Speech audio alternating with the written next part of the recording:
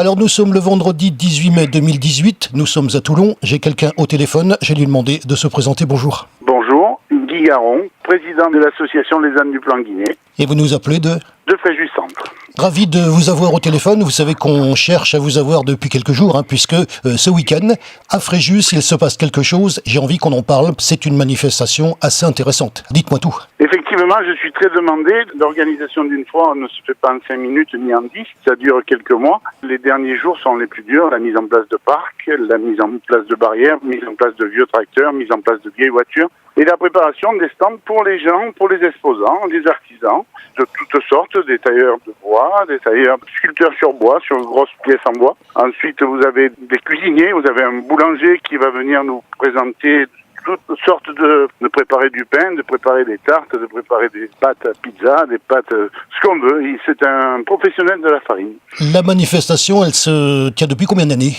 On attaque la 6e année. Pour moi, elle est de plus en plus importante. On arrive à 80 exposants et on a eu un retard à cause de l'informatique. On a eu des problèmes. Donc, on aurait dû avoir beaucoup plus de gens, mais on va faire avec. Il n'y aura pas de souci. Est-ce qu'il y a un changement au niveau du lieu ? Parce que j'avais entendu parler qu'elle se tenait ailleurs. Alors, nous étions à l'époque, on a démarré sur la base nature à Fréjus. Première année, carrément dehors, en plein champ. 2e et 3e année, sous l'espace Caco, et avec monsieur le maire, on a décidé de l'installer en ville pour nous faire plaisir à nous et pour les commerçants, pour faire vivre et revivre la ville de Fréjus. Est-ce qu'il y a une origine historique à cette manifestation ? L'historique, c'est le centre ancien de la ville de Fréjus, le cœur historique de Fréjus, qui est une vieille ville avec ses traditions, ses coutumes. Que j'ai déjà visité puisqu'on a fait un petit reportage à la fin de l'année, le marché de Noël, on y était. Oui. Au niveau des ânes et au niveau de la foire de l'âne, est-ce qu'il y a une tradition avec les ânes en Provence ? Sur Fréjus, non, ça a été une innovation, c'était un plaisir parce que ma passion et la passion de l'association, ce sont les ânes. Pas pour les faire travailler, mais pour les faire connaître aux gens. Et ça plaît à la mairie, ça plaît à monsieur le maire, il est passionné par ces animaux. On joue le jeu tous ensemble. Alors parlez-nous justement de ces animaux, puisque vous en avez. Comment ça se passe la relation avec les ânes justement, vous qui vivez ça au quotidien ? Les ânes sont loin de ce qu'on dit que le bonnet d'âne parce que tu travailles mal. L'âne est très intelligent, c'est un animal qui réfléchit beaucoup. Il va faire quelque chose pour faire plaisir à son maître, c'est-à-dire principalement moi.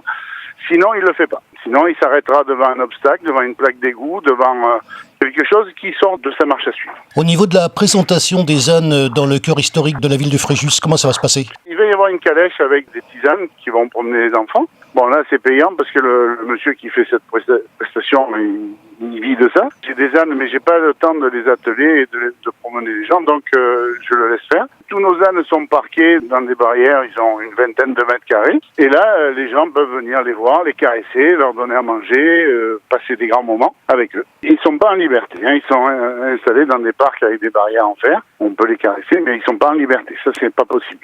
Vous saluerez l'animateur David Galli qui va justement animer la manifestation. Je remercie d'ailleurs le service communication de la mairie de Fréjus pour l'envoi d'abord de l'affiche, puisque vous savez qu'on l'a relayé au sein d'un groupe qui s'appelle Fêtes et Foires dans le 83. D'ailleurs, je vous l'ai dit ce matin sur Facebook. On est passé également, alors je crois que c'est l'office du tourisme de la ville de Fréjus qui nous a permis d'ailleurs de rentrer en relation avec vous. Tout à fait, monsieur. Je m'appelle Philippe, soit dit en passant. Oui, Philippe, excusez-moi. Vous savez qu'on a pour but de mettre en avant les traditions de la Provence et je pense que ça en fait partie. Ça fait partie d'un certain cachet. Oui. Quand vous avez une manifestation aussi belle, parce que nous on n'a pas de photos, on n'a pas été au reportage, mais on en a vu, je pense que ça doit quand même avoir un certain cachet et c'est d'ailleurs la raison pour laquelle on vous appelle. Et puis je vous rappelle aussi que notre but c'est aussi de donner la parole aux organisateurs, voir en quoi consiste la manifestation. Point de vue animation, c'est bien. Et l'organisateur, c'est un vrai Provençal. C'est donc un week-end qui nous attend dans la ville de Fréjus. C'est donc la foire aux ânes qui va se tenir du 19 au 21. Donc ça fait 19, 20, 21, ça fait 3 jours.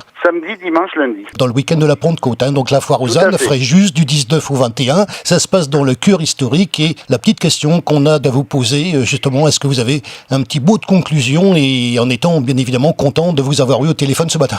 La conclusion, déjà je vous remercie de m'interviewer, de présenter ma manifestation. Ensuite, écoutez, je souhaite que cet article va passer dans beaucoup d'oreilles et qu'il y ait beaucoup de monde, plus que d'habitude encore, parce qu'on a beaucoup de monde. C'est une grande réussite, je pense.